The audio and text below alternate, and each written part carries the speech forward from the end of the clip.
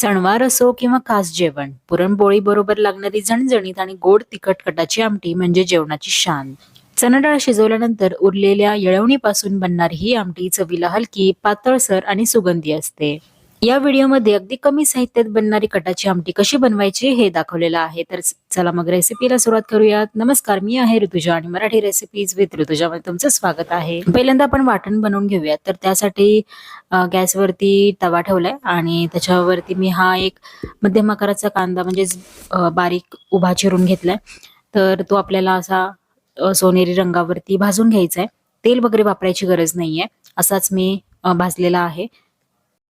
आता वाटण तुम्हाला कितपत करायचं आहे त्यानुसार इथे प्रमाण ठरवू शकता. 1 वाटी सुके किसलेले खोबरे घेतलंय. तर ते सुद्धा मी तव्यावरती असेच कोरडी भाजून घेतेय. सोनेरी रंगावरती भाजून झाले की एका ताटामध्ये काढून घेऊ.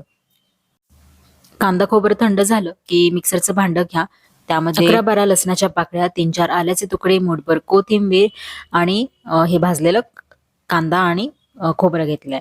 तर थोडंसं पाणी घालायचं आणि असं याचं घट्टसर वाटण तयार करून घ्यायचं. आता कटाची आमटी म्हणल्यानंतर त्याला येळवणी लागते. तर आपण पुरणपोळी बनवताना डाळ शिजल्यानंतर अशी येळवणी राहते, त्यापासून आपण ही कटाची आमटी तयार करतो. तर आता आपण याला फोडणी देऊयात.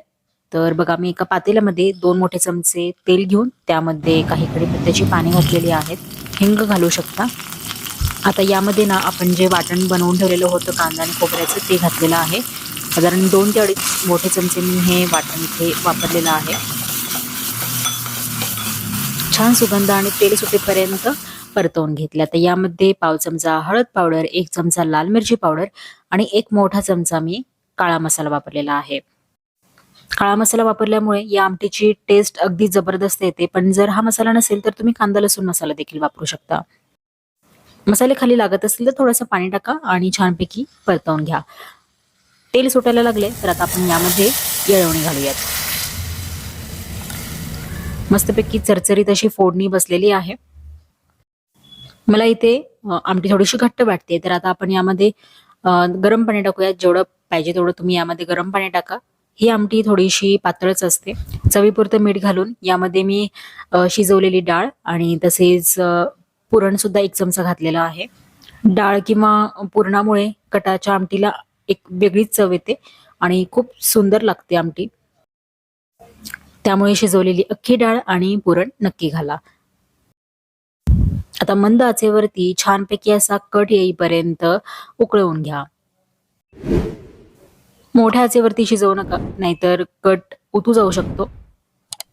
मस्त असा याला कट आलेला आहे, तर्री आलेली आहे. तर सगळ्यात शेवटी आपण बारीक चिरलेली कोथिंबीर घालूयात. पुरणपोळी सोबत तर चांगली लागतेच, त्याशिवाय इंद्रायणी भातासोबतही अगदी जबरदस्त लागते. पुरणामुळे हलकासा दाटसरपणा सुद्धा आलेला आहे आणि अगदी मोजक्याच साहित्यात ही आमटी बनून तयार होते. त्यामुळे तुम्ही सुद्धा कटाची आमटी नक्की करून बघा अशा पद्धतीने.